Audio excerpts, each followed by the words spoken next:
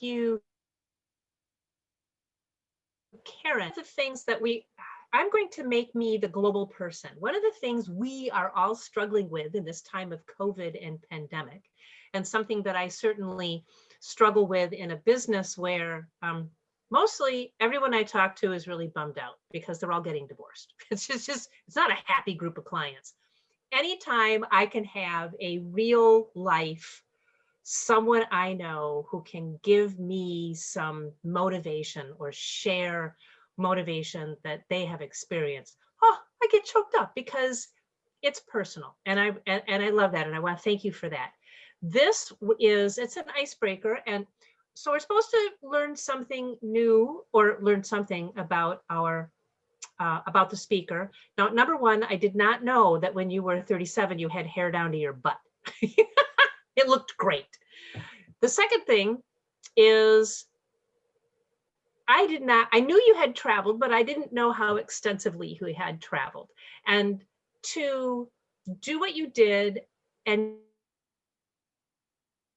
live with going to shape you.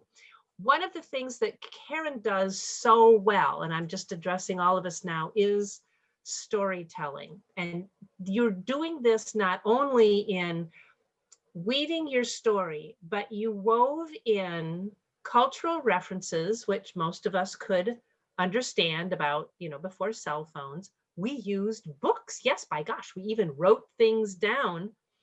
I loved your photos. It's a real challenge in our time of too much,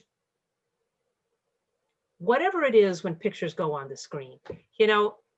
People want to put too much words up there. You had these lovely shots, these lovely photos that just telegraphed how much you and Pete were enjoying yourselves and how beautiful it was where you were.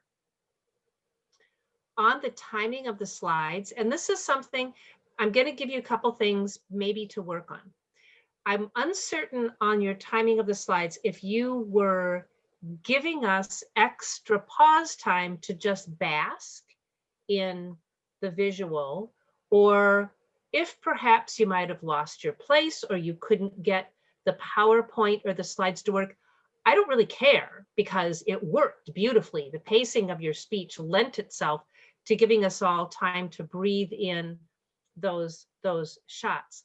Something you might consider, so you've got these long periods of slow pacing, is to change it up a little bit with the pace of your speech. I'm not asking you to shout. I'm just, if something were exciting, if something were something to do with one of the places you went. However, even that said, sneaking it in at the end, your motivation to it, a subtle call to action. Just be who you are, be a citizen of the world. So it gives us all pause. And thank you very much for that pause that refreshed.